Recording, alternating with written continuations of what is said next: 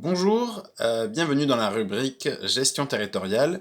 Alors, je vais vous partager comment on peut améliorer notre territoire en fonction des cours que j'ai reçus à la fac et en même temps de ma critique de ces derniers. Alors, voici une transition démocratique. Il est nécessaire de créer un comité régional d'aménagement du territoire qui va partir du bassin hydrologique, donc celui de la Garonne, qui nous permet de déterminer des limites très claires de cette région. Le but de ce comité régional d'aménagement du territoire, c'est d'inviter tous les acteurs à pouvoir débattre et à générer des projets. Alors, comment on peut organiser tout ça?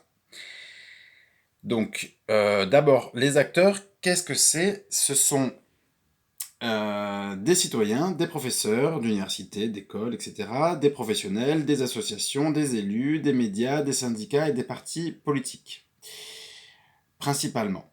Alors, le but, c'est que, en fonction de cette étiquette-là, vous soyez tiré au sort, si vous êtes évidemment volontaire, pour participer donc à l'élaboration de projets ou d'analyse nécessaires en amont des projets. Et effectivement, donc dans les comités et les sous-comités, donc c'est des petits comités, en fonction, on est petit parce que en fait le comité c'est uniquement le comité régional et ensuite en fonction des autres territoires, c'est-à-dire le sous-bassin hydrologique, une échelle plus petite, les pays ou les agglomérations et encore plus petites, les communes ou les quartiers.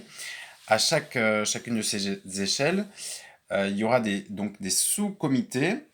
Donc les volontaires seront tirés au sort en fonction des compétences pour que le fait d'être bon en informatique, etc., même en cuisine, hein, parce que peut-être qu'il faudra préparer de pouvoir se restaurer. Enfin, je dis, je prends uniquement des exemples, hein. De toute façon, le but du géographe, c'est pas de dire comment faire, c'est de proposer des pistes de réflexion relativement cadrées pour que on puisse lancer une gestion ou que la population pourra ensuite se réapproprier.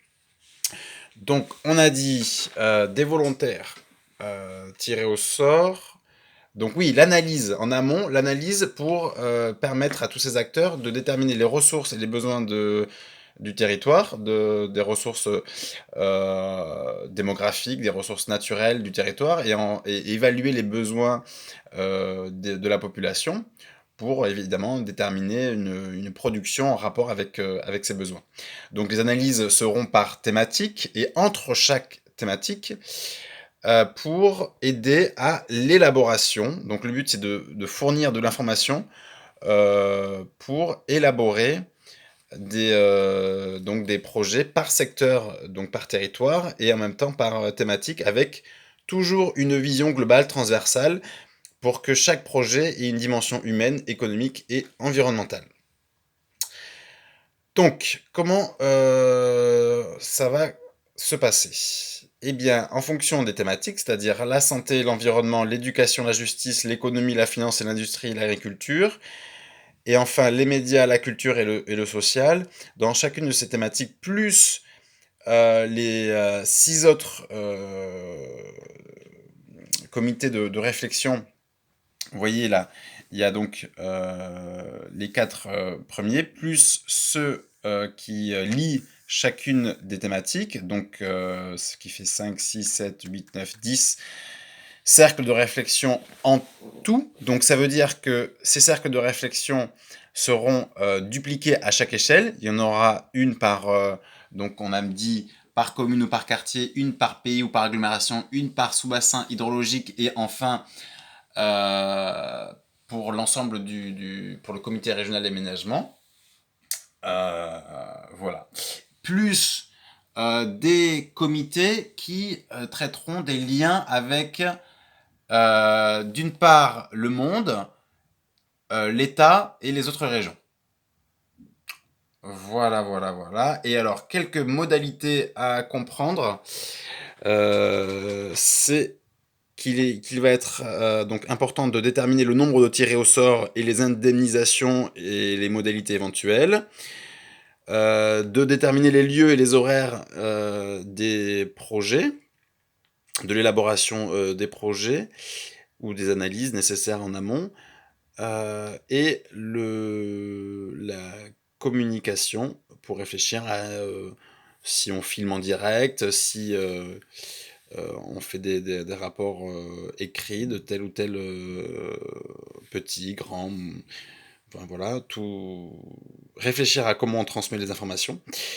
Euh, Réfléchir aux dates des débats intermédiaires et du débat final, ainsi que des référendums.